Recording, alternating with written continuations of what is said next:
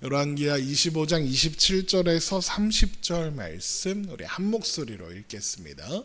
유다의 왕 여호야긴이 사로잡혀 간 지 37년 곧 바벨론의 왕 에윌 무로닥이 즉위한 원년 12월 그달 27일에 유다의 왕 여호야긴을 옥에서 내놓아 그 머리를 들게 하고 그에게 좋게 말하고 그의 지위를 바벨론에 그와 함께 있는 모든 왕의 지위보다 높이고 그의 그 죄수의 의복을 벗게 하고 그의 일평생에 항상 왕의 앞에서 양식을 먹게 하였고 그가 쓸 것은 날마다 왕에게서 받는 양이 있어서 종신토록 끊이지 아니하였더라. 아멘. 이미 쇠락한 남유다의 마지막 왕위에 오른 것은 여호야긴의 숙부 시드기야였습니다. 그는 요시야의 아들이었죠.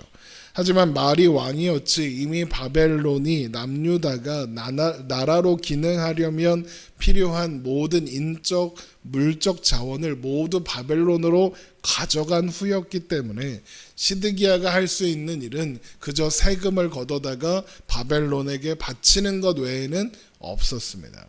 그냥 말만 왕이고 말뿐인 왕이었던 거죠. 자, 그런데 시드기야도 왕이잖아요. 당연히 바벨론으로부터 벗어나 독립하는 반전을 꿈꿨을 겁니다. 하지만 힘이 없으니까 당분간은 가만히 있을 수밖에 없었겠죠. 그런데 그러던 어느 날 남유다 인근의 나라들에서 반바벨론의 움직임이 시작되었습니다. 그러니까 남유다만 망한 게 아니라 그 주변에 에돔, 모압, 암몬, 두로 이런 데까지 다 바벨론의 그 지배 아래 들어가게 됐거든요. 그런데 이 나라들이 독립을 꿈꾸면서 연합체를 만든 겁니다. 역사학자들에 따르면 이때 바벨론은 엘람이라는 나라를 공략하고 있었는데 이 엘람을 공략하지 못하고 연일 패하고 있었답니다. 그러니까 그 모습을 지켜보던 남유다 인근의 나라들이 바벨론이 이제 힘이 좀 떨어졌나? 이런 생각을 하면서 반바벨론 연합을 구성하니 이때 시드기야도 참여하면서 에돔, 모압, 암몬, 두로, 시돈 그리고 남유다의 반바벨론 연합체가 만들어진 겁니다. 그 자세한 이야기가 예레미야 27장에 나옵니다. 유다의 왕 시드기야를 보러 예루살렘에 온 사신들의 손에도 그것을 주어 에돔의 왕, 모압의 왕, 암몬 자손의 왕과 두로의 왕과 시돈의 왕에게 보내며 이렇게 돼 있죠. 게다가 바벨론이 주춤한 틈을 타서 애굽도, 이집트도 이 연합체를 지원해 주겠다라고 나섰던 것 같습니다. 그러니까 이런 상황이니까 시드기야가 보기에도 이것은 드디어 바벨론의 그늘에서 벗어나 독립할 기회처럼 보였을 거라는 겁니다. 그래서 시드기야의 이야기가 시작하자마자 시드기야가 바벨론을 배반했다라는 이야기가 열왕기하 24장 20절에 나오는 겁니다. 여호와께서 예루살렘과 유다를 진노하심이 그들을 그 앞에서 쫓아내실 때까지 이르렀더라. 시드기야가 바벨론 왕을 배반하니라. 그러나 이것은 완전히 잘못된 판단이었고 남유다의 멸망을 초래하게 됩니다.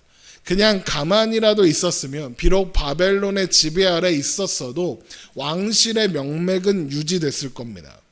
그런데 문제는 시드기야가 바벨론 연합이 성공하지 못할 거라는 걸 이미 알고 있었다는 겁니다.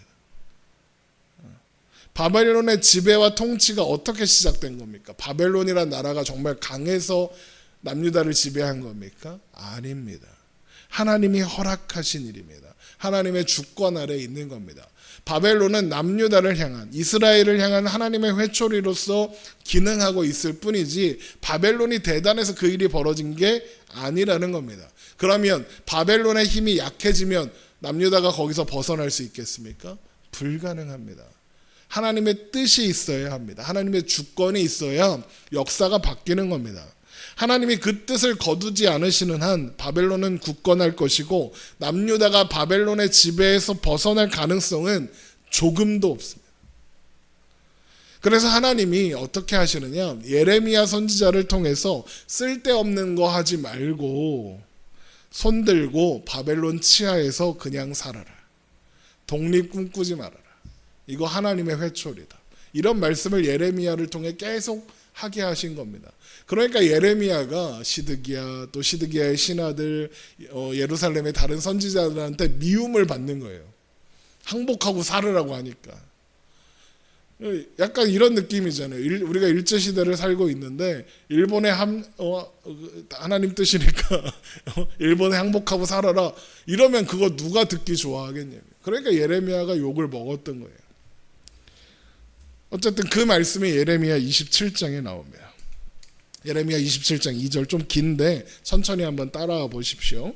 여호와께서 이와 같이 내게 말씀하시되 너는 줄과 멍에를 만들어 내 목에 걸고 유다의 왕 시드기야를 보러 예루살렘에 온 사신들의 손에도 그것을 주어 에돔의 왕과 모압의 왕과 암몬 자손의 왕과 두로의 왕과 시돈의 왕에게 보내며, 그러니까 이거 연합체 구성하러 온 거예요. 그 회의하러 온 건데 예레미야를 그 자리에 보내서 뭘 하게 하느냐? 줄과 멍에를 만들어서 그거를 그 왕들에게 주라는 겁니다.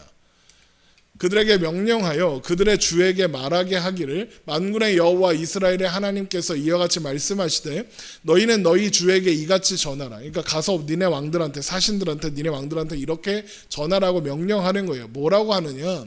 나는 내 큰 능력과 나의 쳐든 팔로 땅과 지상에 있는 사람과 짐승들을 만들고 내가 보기에 옳은 사람에게 그것을 주었노라. 이제 내가 이 모든 땅을 내 종 바벨론의 왕 느부갓네살의 손에 주고 또 들짐승들을 그에게 주어서 섬기게 하였나니 모든 나라가 그와 그의 아들과 손자를 그 땅의 기한이 이르기까지 섬기리라. 또한 많은 나라들과 큰 왕들이 그 자신을 섬기리라. 여호와의 말씀이니라. 바벨론의 왕 느부갓네살을 섬기지 아니하며 그 목으로 바벨론의 왕의 멍에를 매지 아니하는 백성과 나라는 내가 그들이 멸망하기까지 칼과 기근과 전염병으로 그 민족을 벌하리라. 너희는 너희의 선지자나 복술가나 꿈꾸는 자나 술사나 요술자가 이르기를 너희가 바벨론의 왕을 섬기게 되지 아니하리라 하여도 너희는 듣지 말라.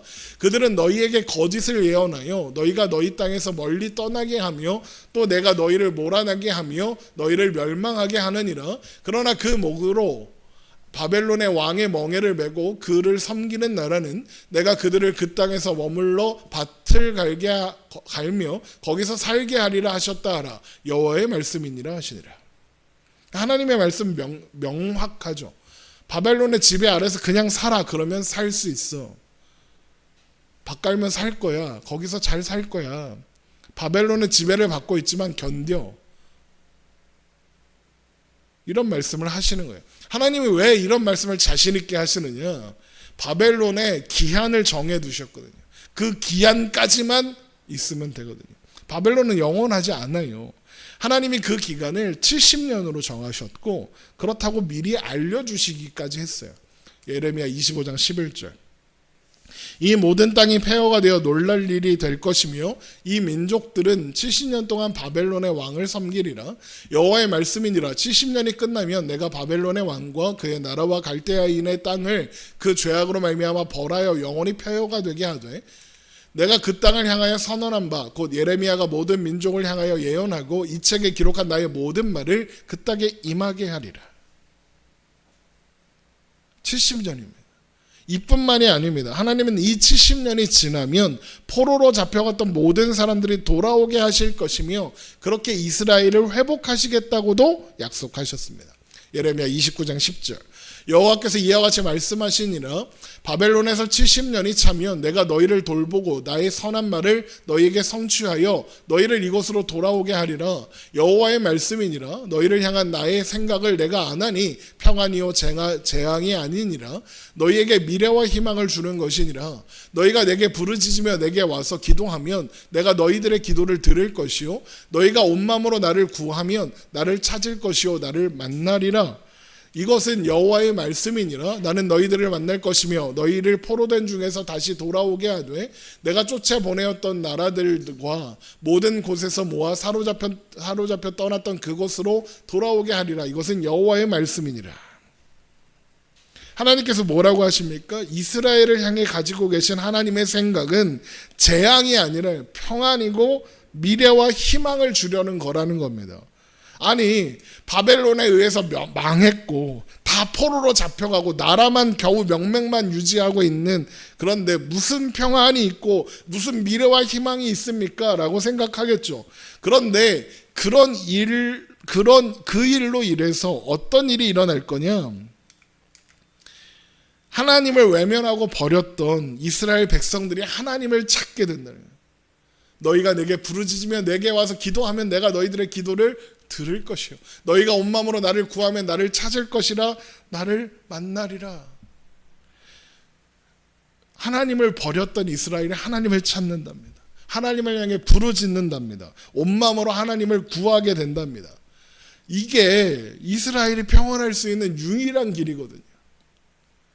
그래서 이것이 이스라엘의 하나님의 백성들의 미래와 희망인 겁니다. 지금은 현재의 모습은 바벨론의 포로가 되어 망한 것처럼 보이지만 사실은 그 일을 통해서 이스라엘 백성들이 하나님 앞에 돌아오게 될 것이기 때문에 오히려 그 일이 미래와 희망을 주는, 소망을 주는, 평안을 주는 일이라 말씀하시는 겁니다. 그러니까 이 말씀이 이미 남유다가 망하기 전에 다 포로로 잡혀가서 이게 무슨 나라야, 독립하고 싶어 이러고 있을 때 선포됐다는 거예요. 그러면 시드기야는 어떻게 하면 됩니까? 70년만 참으면 돼요. 혹 장수하여서 그때까지 살아있으면 그날을 볼 수도 있을 거예요. 물론 그렇게 장수하던 시대가 아니니까 못 보고 죽을 수도 있죠. 하지만 그 아들 세대에 가면 어떻게 되겠습니까? 당연히 그렇게 될 겁니다. 그러니까 시드기야는 가만히 있으면 돼요. 혹시 딴짓할까 봐 예레미야가 맨날 가서 얘기하는 거예요. 예레미야서를 읽어보세요. 계속 그 얘기예요. 시드기야야 가만히 있어라. 바벨론 지배에 있는 게 하나님 뜻이다. 70년 후에 하나님이 돌아오게 하신단다. 회복시켜 주신단다. 하나님을 기대하며 하나님 바라보며 그냥 있어라 좀. 예레미야가 맨날 얘기해요. 그런데 시드기야가 안 듣습니다. 왜요? 왜 그럴까요? 듣고 싶은 말이 아니니까요. 그래서 시드기야가 반바벨론 연합에 가입하는 거고, 자기가 듣고 싶어 하는 말을 해주는 선지자들만 가까이 하는 겁니다. 하나님께서 뭐라고 하세요? 걔들 말 듣지 말라고. 너희들이 듣기에 좋은 말 하는 선지자들, 복술가들, 꿈꾸는 자, 술사, 요술자가 하는 말, 너희가 바벨론의 왕을 섬기게 되지 아니하리라 하는 말 듣지 말아라. 거짓말이다. 그랬는데 시드기야는 바벨론 왕에게서 벗어나게 될 거다, 바벨론 왕을 섬기지 않게 될 거다라고 하는 말을 해주는 선지자들의 말만 들었다는 거예요. 예레미야서에 보면 예레미야를 괴롭히는 애들이 이런 말 하는 선지자들이에요. 그러니까 오늘날로 말하면 목사가 목사를 막 뭐라 하는 거야. 넌 왜 그따구밖에 설교를 안 해? 이 매국노야 이러면서 욕했다는 거예요. 막 두들겨 패고 매달고 감옥에 가두고 이래요. 이런 사람들 말만 들으니까 시드기야가 어떻게 되겠습니까? 망하는 거죠. 그래서 결국 시드기야 9년 10월 11일 바벨론 왕 느부갓네살이 모든 군대를 이끌고 오는 거고, 반바벨론 연합도 금방 와해되는 겁니다.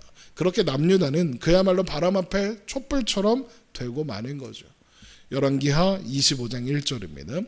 시드기야 제9년 열째 달 10일에 바벨론의 왕 느부갓네살이 그의 모든 군대를 거느리고 예루살렘을 치러 올라와서 그 성에 대하여 진을 치고 주위에 토성을 쌓음에 그 성이 시드기야 왕 제11년까지 포위되었더라. 해가 바뀌는데 포위가 계속됐다는 거예요. 이게 무슨 말이냐? 공략하면 금방 무너뜨릴 수 있어요. 근데 공략 안 해요. 왜 그럴까요? 예루살렘 성이 지금 이미 피폐해져 있는 상태거든요. 가만히 놔두면 안에서부터 무너질 거예요. 그러니까 바벨론은 그걸 기다리는 거예요. 식량이 떨어져요. 열왕기하 25장 3절 그의 넷째 달 9일에 성중에 기근이 심하여 그 땅의 백성의 양식이 떨어졌더라. 그러니까 제9년에 왔고 그 다음에 2년을 버틴 거예요. 2년. 9년 열째 달 말에 왔으니까 해봤자 1년 좀 더 넘게 버틴 거죠. 그리고 식량이 떨어진 거예요. 그리고 그걸 어떻게 알았는지, 식량이 떨어지기라도 기다렸다는 기라도 한 것처럼 아마도 이제 첩보망이 안에서 움직이고 있었겠죠. 아무튼 얼마 뒤 바벨론의 총공세가 시작되고 결국 성벽이 무너집니다. 그러자 시드기야는 남은 군사들을 이끌고 여리고 쪽으로 도망가요. 왜? 거기 여리고성이 있거든요. 거기 들어가서 다시 한번 항전을 하려고 했던 것 같아요. 하지만 금세 추격군에 잡히게 되니 그렇게 남유다의 저항은 허무하게 끝나게 됩니다. 열왕기하 25장 4절, 그 성벽이 파괴됨에 모든 군사가 밤중에 두 성벽 사이 왕의 동산 견문 길로 도망하여 갈대아인들이 그 성을 에워싸므로 그가 아라바 길로 가더니 갈대아 군대가 그 왕을 뒤쫓아가서 여리고 평지에서 그를 따라잡음에 왕의 모든 군대가 그를 떠나 흩어진지라.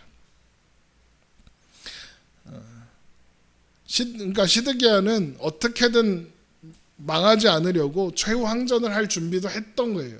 그런데 실패한 거죠. 시도조차 해보지 못한 거예요. 그렇게 이제 바벨론 왕 앞에 시드기야가 끌려갑니다. 그리고 뭘 보느냐? 자기 눈앞에서 아들들이 죽는 걸 봐야 하고, 그걸 다 본 다음에 시드기야의 눈을 뽑고 놋사슬로, 구리사슬로, 청동사슬로 결박하여 바벨론으로 끌려갑니다. 열왕기하 25장 6절, 그들이 왕을 사로잡아 그를 림나에 있는 바벨론 왕에게로 끌고 가매 그들이 그를 신문하니라. 그들이 시드기야의 아들들을 그의 눈앞에서 죽이고 시드기야의 두 눈을 빼고 놋사슬로 그를 결박하여 바벨론으로 끌고 갔더라. 그렇게 남유다가 완전히 멸망한 겁니다. 그 후에 느부갓네살은 이제 전후 처리를 하기 시작하는데 자신의 신복인 시위대장 느부사라다니를 예루살렘으로 보내서 성전과 왕궁을 포함한 모든 집들을 불사르고 성벽까지 다 부셔서 예루살렘을 아예 폐허로 만들어버립니다. 열왕기하 25장 8절, 바벨론 왕 느부갓네살의 19째 5월 7일에 바벨론 왕의 신복 시위대장 느부사라단이 예루살렘에 이르러 여호와의 성전과 왕궁을 불사르고 예루살렘의 모든 집을 귀인의 집까지 불살랐으며 시위대장에게 속한 갈대아 온 군대가 예루살렘 주위의 성벽을 헐었으며, 그렇게 하고 성중에 남아있던 모든 백성들은 바벨론으로 포로로 잡아간 다음에 농사지을 일부 사람들만 남겨두었습니다.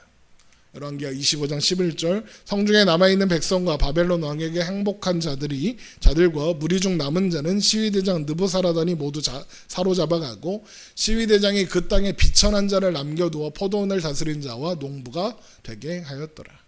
왜요? 조공은 받아야 되니까. 이제 직접 거들어 오겠다는 거죠. 또한 바벨론 사람들은 성전을 무너뜨리면서 그냥 무너뜨리지 않을 거예요. 그 안에 뭐가 좋은 게 있어요. 뭐가 있느냐? 청동이 있어요. 청동. 놋이 있어요. 놋은 당시에 좋은 무기에, 또 그 금보다는 못했지만 은보다는 못했지만 좋은 금속이란 말이죠. 그러니까 그걸 다 거두어 갑니다. 열왕기하 25장 13절, 갈대아 사람이 또 여호와의 성전의 두 놋기둥과 받침들과 여호와의 성전의 놋바다를 깨뜨려 그 놋을 바벨론으로 가져가고 또 가마들과 부삽들과 부집개들과 숟가락들과 섬길 때에 쓰는 모든 놋그릇을 다 가져갔으며 시위대장이 또 불 옮기는 그릇들과 주발들 곧 금으로 만든 것이나 은으로 만든 것이나 모두 가져갔으며 또 솔로몬이 여호와의 성전을 위하여 만든 두 기둥과 한 바다와 받침들을 가져갔는데 이 모든 기구의 놋무게를 헤아릴 수 없었으니 그 한 기둥은 높이가 18규빗이요 그 꼭대기에 놋머리가 있어 높이가 3규빗이요 그 머리에 둘린 그물과 석류가 다 놋이더라. 다른 기둥의 장식과 그물도 이와 같았더라. 다 부셔버리고 다 가져가는 겁니다. 돈 될 만한 건 다 가져가고 이제 돌로 만든 건 다 부셔버렸다, 그런 거죠. 이때 성전에 숨어있고 왕궁에 숨어있던 대제사장 스라야와 부제사장 스바냐 그리고 성전 문지기 3사람을 붙잡혔고 왕궁에 있던 내시 시종 서기관 등 약 600명의 사람들도 붙잡혀서 갑니다. 열왕기하 25장 18절 시위대장의 대제사장 스라야와 부제사장 스바냐와 성전 문지기 세 사람을 사로잡고 또 성중에서 사람을 사로잡았으니 곧 군사를 거두는 내시한 사람과 또 성중에서 만난 바 왕의 시종 5사람과 백성을 징집하는 장관의 서기관한 사람과 성중에서 만난 바 백성 60명이었더라. 그렇게 느부사라단이 그들을 잡아 림나에 머물고 있는 바벨론 왕에게로 가니 느부갓네살은 그들을 그곳에서 모두 처형합니다. 왜요? 반란의 수괴들이니까요. 열왕기하 25장 20절 시위대장 느부사라단이 그들을 사로잡아 가지고 림나 바벨론 왕에게 나아가매 바벨론 왕이 하마 땅 림나에서 다 쳐 죽였더라. 이와 같이 유다가 사로잡혀 본토에서 떠났더라. 이렇게 망했어요. 그리고 이제 망했는데 바벨론 왕이 거기 계속 있을 수는 없잖아요. 그러면 어떻게 합니까? 우리는 일본이 우리나라 지배할 때 어떻게 했습니까? 총독을 파견했잖아요. 똑같이 총독을 파견합니다. 누구를 총독으로 파견하느냐? 남유다에 아마도 친바벨론 성향을 가지고 있던 사람, 그 사람을 총독으로 지목하여 유다의 첫 번째 총독이 되게 하니 그는 사반의 손자 아이감의 아들 그달리아라는 사람입니다. 열왕기하 25장 22절 유다 땅에 머물러 있는 백성은 곧 바벨론 왕 느부갓네살이 남긴 자라 왕이 사반의 손자 아이감의 아들 그달리아가 관할하게 하였더라. 이렇게 그달리아가 유다 총독이 되었다라고 하고 이제 돌아가니까 바벨론이 돌아갔다라는 소문이 퍼지니까 흩어졌던 아까 왕을 버리고 도망갔던 군대들의 지휘관들이 그들을 따르는 군인들과 군대와 함께 돌아와 그달리아의 휘하에 들겠다고 합니다. 열왕기하 25장 23절 모든 군대 지휘관과 그를 따르는 자가 바벨론 왕이 그달리아를 지도자로 삼았다 함을 듣고 이에 느다디아의 아들 이스마엘과 가레야의 아들 요하난과 느도바 사람 다누벳의 아들 스라야와 이름 엄청 어려워 마아가 사람의 아들 야아사니아와 그를 따르는 사람 모두 미스바로 가서 그달리아에게 나아가매. 어떤 상황인지 아시겠죠? 흩어졌던 군대가 다시 그달리아 휘하로 모여든 거예요. 왜? 거기 가면 먹을 게 있을 테니까. 그러자 그달리아가 어떻게 하냐? 내가 너희들의 안전을 보장한다. 그러니까 바벨론 왕을 잘 섬겨라. 그러면 평안할 거다라고 이야기합니다. 열왕기하 25장 24절 그달리아가 그들과 그를 따르는 군사들에게 맹세하여 이르되 너희는 갈대아인을 섬기기를 두려워하지 말고 이 땅에 살며 바벨론 왕을 섬기라. 그리하면 너희가 평안하리라 하니라. 그런데 2달 뒤에 그해 7월 왕족이었던 이스마엘이라는 사람이 암몬 왕의 지원을 받아 그달리아를 암살하고 그 휘하의 사람들을 죽이는 일이 발생을 합니다. 열왕기하 25장 25절 7월에 왕족 엘리사마의 손자 느다니아의 아들 이스마엘이 부하 10명을 거느리고 와서 그달리아를 쳐서 죽이고 또 그와 함께 미스바에 있는 유다 사람과 갈대아 사람을 죽인지라. 왕족인 이스마엘이 왜 이런 일을 벌이는 거겠습니까? 독립하겠다는 거죠. 그래서 유다 총독을 죽이고 다윗 왕조를 다시 세우겠다 이런 꿈을 꿨을 겁니다. 그러나 헛된 꿈이었습니다. 왜? 유다의 남은 백성들 중 아무도 그를 따르는 이가 없었거든요. 사람들은 지금 그냥 바벨론이 무섭습니다. 뭔 나라를 다시 세워? 우리 죽일 일 있어?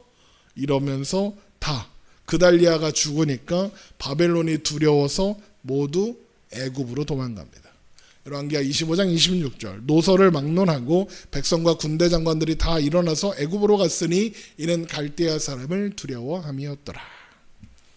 예레미야 42장을 보면 이 이야기가 자세히 나오는데 애굽으로 도망치려는 그들에게 하나님은 유다에 남아 있어도 괜찮다. 하나님이 함께 하시고 그들을 지켜주실 테니 괜찮다. 바벨론이 너희들 안 죽일 거다. 안전할 거다라고 하시면서 하지만 애굽으로 가면 너희가 죽을 거다. 칼과 기근과 전염병으로 죽게 될 거다라고 하셨어요. 그런데 그들은 애굽행을 강행하면 했고 그 말씀을 전했던 가지 말라고 전했던 예레미야까지 끌고 갑니다. 끝까지 하나님의 말씀을 듣지 않는 거죠. 그런데 여기에서 놀라운 것은 하나님은 이 모든 역사가 진행되는 와중에도 말씀하시기를 멈추지 않으셨다는 거예요. 예레미야가 계속 말씀을 선포해요. 근데 더 놀라운 게 뭔지 아세요? 그럼에도 불구하고 하나님의 말씀대로 모든 것이 이루어지는 것을 보고 있는 역사의 현장에 있는 하나님의 백성들이 하나님의 말씀을 듣고 순종하는 사람이 아무도 없다는 거예요. 아무도 없어요. 하나님의 말씀대로 착착착 다 이루어지고 있는데 아무도 안 들어요. 시드기야가 맨날 예레미야를 불러서 하나님의 말씀이 뭐냐, 하나님의 뜻이 뭐냐라고 물어봐요. 그럼 물어봤으면 들어야지. 근데 말씀하시면 듣질 않아요. 아까도 연합하지 말고 그냥 바벨론 충성하고 살아라, 70년 후에 해방시켜줄게 말씀하셨는데 안 듣잖아요. 그달리아는요, 하나님의 뜻과 생각에는 관심이 없어요. 오직 자신을 유다 총독으로 세워준 바벨론 왕의 뜻과 생각에만 관심이 있어요. 그러니까 이런 말을 하는 거죠. 너희는 갈대아인을 섬기기를 두려워하지 말고 이 땅에 살며 바벨론 왕을 섬기라. 그리하면 너희가 평안하리라. 그동안 하나님께서 이스라엘 백성들에게 맨날 뭐라고 말씀하셨죠? 하나님을 섬겨라. 그러면 평안하리라. 이게 이스라엘 역사 내내 하신 말씀이잖아요. 하나님께서 하신 말씀이 말씀대로 이루어진 역사의 현장 속에서 그 모든 말씀을 전한 예레미야가 옆에 있는데 하는 말이 바벨론 왕 잘 섬겨라. 그거예요. 그러다 그달리아가 죽으니까 바벨론의 추궁이 무서웠던 남은 자들이 이미 애굽으로 가기로 다 결정해 놓고 그 다음에 예레미야한테 와서 물어봐요. 어떻게 하는 게 하나님 뜻입니까? 예레미야 47장 17절, 애굽으로 가려고 떠나 베들레헴 이미 떠났어요. 베들레헴 근처에 있는 게롯 기맘에 머물렀으니 이는 스다냐의 아들 이스마엘이 바벨론 왕이 그 땅을 위임한 아이감의 아들 그달리아입니다. 죽였으므로 그들이 갈대아 사람을 두려워함이었더라. 다음 장에 넘어가면 이에 모든 군대의 지휘관과 가레의 아들 요하난과 호사야의 아들 여사냐와 백성의 낮은 자로부터 높은 자까지 다 나와 선지자 예레미야에게 이르되 당신은 우리의 탄원을 듣고 이 남아있는 모든 자를 위하여 당신의 하나님 여호와께 기도해 주소서. 당신이 보는 바와 같이 우리는 많은 사람 중에서 남은 적은 무리이니 당신의 하나님 여호와께서 우리가 마땅히 갈 길과 할 일을 보이시기를 원하나이다. 보세요. 하나님께서 우리가 갈 마땅한 길과 마땅히 할 일을 보여주시기를 원합니다. 그랬죠. 그런데 이미 얘네들은 뭐라고 결정했어요? 애굽으로 가기로 결정하고 가고 있어요. 이미. 가다가 예레미야한테 묻는 거예요. 그러면 이게 무슨 의미겠어요? 답정너라고 들어보셨어요? 답정너. 답은 정해져 있다. 너는 내가 원하는 대답을 해라. 이거잖아요. 이게 무슨 하나님의 뜻을 묻는 거예요. 기도 이딴 식으로 하면 안 돼요. 답은 정해졌으니까 하나님 내가 원하는 대답을 주세요. 이게 뭐예요? 그래서 하나님이 가지 마라. 있어도 안전할 거다. 내가 너희를 보호하겠다 약속하시는데도 가. 웃기지 마. 가는 게 하나님 뜻이야. 이러면서 어떻게 하는 줄 아세요? 안 가려던 예레미야까지 잡아서 끌고 가요. 예레미야는 뭔 죄요? 이스라엘은 늘 이런 식이에요. 계속 늘 자기 말만 하고 듣고 싶은 말만 듣고 자기 생각과 다르면 외면하고 자기 하고 싶은 대로 했어요. 예레미야를 통해서 선포된 하나님의 말씀이 빠짐없이 성취되는 현장에 있잖아요. 그러면 좀 들어야죠. 가만히 있으라면 가만히 있어야죠. 그런데 안 들어요. 하나님 말씀에 관심이 없어요. 그런데 하나님은 놀랍게도 그분의 백성들을 향한 관심을 접지 않으세요. 포기하지 않으세요. 그래서 바벨론의 포로로 잡혀간 이스라엘 백성들이 거기서 못 살지 않았어요. 무슨 막 노예처럼 산 게 아니에요. 잘 먹고 잘 살았어요. 그래서 나중에 보잖아요. 페르시아로 나라가 바뀌고 고레스 왕이 돌아가라. 그러니까 안 돌아가요. 안 돌아가요. 왜? 여기가 너무 좋거든. 여기를 끌려왔던 부모 세대는 다 죽고 이제 자식 세대들 남았거든. 그런데 저기 내가 가본 적도 없는 땅으로 돌아가래. 할배들이 와서 거기가 우리 고향이니까 가자 그래요. 그러면 젊은이들이 할배들 말 듣냐고요. 웃기고 있네. 여기가 우리 집입니다 이러죠. 그러니까 바벨론에 있는 사람들이 안 돌아가요. 막 돌아가기를 갈망하며 있지 않아요. 왜? 살만하니까. 또 그게 그렇다는 증거가 뭐냐? 오늘 본문에 오늘 함께 읽었던 본문 말씀. 바벨론에 잡혀갔던 이스라엘을 대표하는 왕 여호야긴이 잡혀간 지 37년째 되는 해 감옥에서 나와 바벨론의 속국의 왕들보다도 더 좋은 대접을 받으며 잘 먹고 잘 살게 돼요. 열왕기하 25장 27절. 유다의 왕 여호야긴이 사로잡혀간 지 37년 곧 바벨론의 왕 에윌 무로닥이 즉위한 원년 12월 그달 27일에 유다의 왕 여호야긴을 옥에서 내놓아 그 머리를 들게 하고 그에게 좋게 말하고 그 지위를 바벨론에 그와 함께 있는 모든 왕의 지위보다 높이고 그 죄수의 의복을 벗게 하고 그의 일평생에 항상 왕의 앞에서 양식을 먹게 하였고 그가 쓸 것은 날마다 왕에게서 받는 양이 있어서 종신토록 끊이지 아니하였더라. 여호야긴이 반란의 수계, 바벨론을 배반한 수계로 포로로 잡혀간 지 한참 됐어요. 그런데 그 포로로 잡아왔던 느부갓네살이 죽고 그 아들이 왕위에 오르니까 왕이 된 기념으로 여호야긴을 풀어주고 속국의 왕으로, 그러니까 왕같이 대접을 해줬다는 거예요. 그리고 먹고 살만하게 해줬다는 거예요.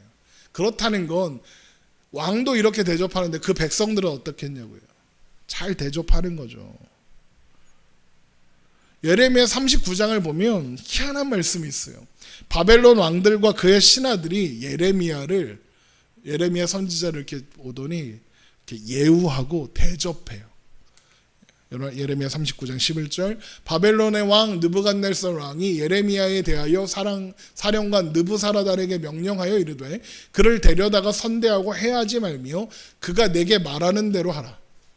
아니 점령군의 지휘관한테 점령당한 지배국의 선지자의 말을 들으래요. 이에 사령관 느부사라단과 내시장 느부사부반과 궁중장관 네르갈사레셀과 바벨론 왕의 모든 장관이 사람을 보내어 예레미야를 감옥들에서 하나님의 백성들은 하나님의 선지자를 감옥에 처박아 놨는데 바벨론이 와서 예레미야를 감옥에서 극진히 모셔다가 대접을 해줘요. 감옥들에서 데리고 사반의 손자 아이감의 아들 그다리아에게 넘겨서 그를 집으로 데려가게 하며 그가 백성 가운데 사니라.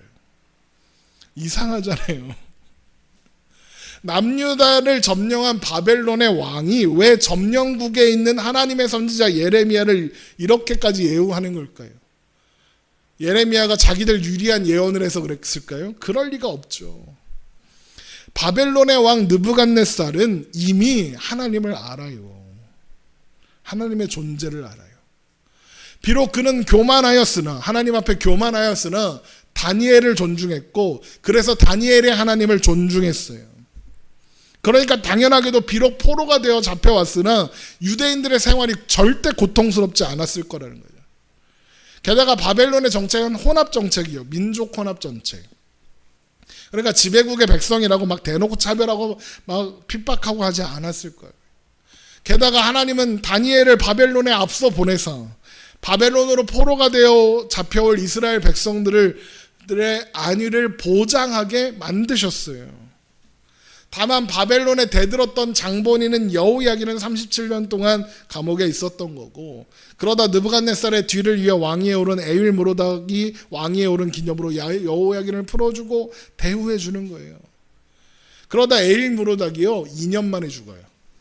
반란이 일어나거든요. 아까 나왔던 사람인데 느부갓네살의 사위였던 궁중장관 네르갈사레셀의 반란을 일으켜서 왕을 살해하고 지가 왕이 되거든요.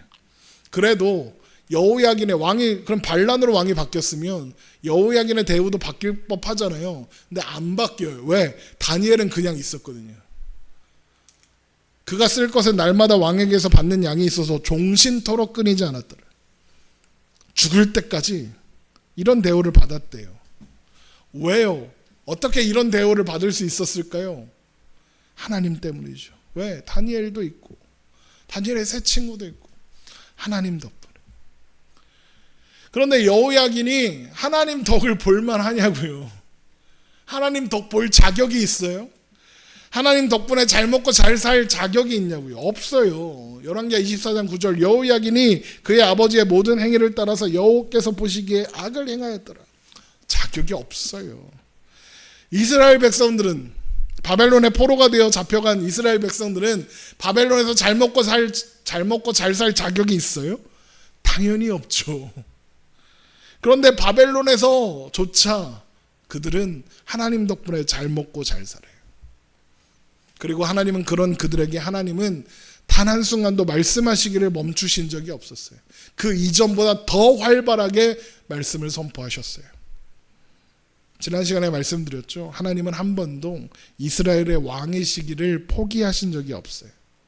하나님은 한 번도 멈추거나 포기하신 적이 없으셨어요. 하나님의 은혜의 역사는 어느 한순간만이 아니라 역사의 모든 순간에 계속되고 있었어요. 이스라엘의 실패가 하나님의 역사를 중단시킬 수 없었고 열국의 방해가 하나님의 뜻을 바꾸게 할 수 없었어요. 제가 열왕기 설교를 시작하면서 제목을 뭐라고 했는지 기억하시나요? 첫 제목이 뭐였냐? 실패의 역사 열왕기였어요. 왜? 사람의 실패의 역사거든요. 근데 마지막 제목이 뭐죠? 실패가 없으신 하나님의 역사 열왕기예요. 왕정시대는 끝났어요. 그리고 바벨론 포로기가 시작됐죠. 포로 이후 시대를 또 거쳐요. 그러다가 신구약 중간사라고 불리는 그 시간이 있어요. 하나님이 말씀하시지 않는 시간이 있거든요. 그 시간을 거치는 동안도 하나님은 단 한순간도 멈추지 않으셨어요. 그리고 그렇다는 증거가 마침내 실패와 어리석음으로 가득한 이 세상에 하나님의 대답, 하나님의 완전한 해결책을 제시하셨으니 바로 예수 그리스도가 오시는 거예요. 그래서 말라기 다음에 바로 뭐가 이어져요? 마태복음이요. 아브라함의 역사, 아브라함으로부터 시작된 역사를 쭉 나열하고는 마지막에 예수 그리스도를 답으로 던지는 그 이야기가 이어지는 거예요. 그리고 그 이야기는 무너진 이스라엘의 역사, 실패한 이스라엘의 역사를 새롭게 시작하는 이야기가 되죠. 그렇게 예루살렘과 유다와 이스라엘의 역사가 그들로 대표되었던 전 인류의 역사로 확장되고 새로운 이스라엘, 더 이상 실패가 없는 영원한 하나님 나라의 시작을 알리는 이야기가 되는 거예요. 우리는 열왕기를 통해서 이스라엘의 어리석음과 실패의 역사를 충분히 보았죠. 그런 그들을 향한 긍휼과 은혜를 멈추지 않으시는 하나님의 역사 또한 충분히 보았죠. 그리고 이제 하나님은 그 모든 실패를 한 번에 역전시키시는 예수 그리스도를 우리에게 주신 거예요. 그렇게 하나님 나라를 허락하셨어요. 그 모든 걸 확인하고 있는, 말씀을 통해 확인하는 우리가 이제 뭐 해야 하겠습니까? 이스라엘의 어리석음을 보면서 하나님의 말씀이 이루어지는 그 현장 속에 있는 그들조차 하나님을 믿지 않는 그 모습을 보며 뭘 해야 하겠습니까? 저렇게는 하지 말아야겠다. 이스라엘의 어리석음을 반복하지 않아야겠다. 그렇게 결단해 보는 겁니다. 여러분, 결단한다고 잘 되진 않을 거예요. 하지만 결단하는 거예요. 작심 삼초라도 해보는 거예요. 내 뜻과 내 생각 말고 하나님 뜻대로 살기로 결단해 보는 거예요. 결단한다고 당연히 잘 안 되겠죠. 하지만 해보는 거예요. 작심 1분, 작심 1시간, 작심 3일, 작심 1달 해보는 거예요. 그리고 하나님의 도우심을 구하는 거예요. 자꾸만 작심 3초하고 포기하는 나를 보며 하나님의 도우심을 구하는 거예요. 하나님, 나는 이렇게 실패할 수밖에 없는 존재예요. 하나님, 나를 도와주세요. 이스라엘의 실패를 반복하고 싶지 않아요. 하나님 안에서 나는 그렇게 살고 싶어요. 연약한 나를, 어리석은 우리를 도와주세요. 그러면 하나님은 당연히 우리를 도우사 연약하고 어리석은 우리가 하나님 앞에 온전한 자가 되기까지 인도하실 거예요. 그래서 로마서 8장 26절에 이와 같이 성령도 우리의 연약함을 도우시나니 우리는 마땅히 기도할 바를 알지 못하나 오직 성령이 말할 수 없는 탄식으로 우리를 위하여 친히 간구하시느니라. 마음을 살피시는 이가 성령의 생각을 하시나니 이는 성령이 하나님의 뜻대로 성도를 위하여 간구하심이라. 우리가 알거니와 하나님을 사랑하는 자, 곧 그의 뜻대로 부르심을 입은 자들에게는 모든 것이 합력하여 선을 이루느니라 하시는 겁니다. 우리 이 시간 함께 찬양하고 기도하겠습니다.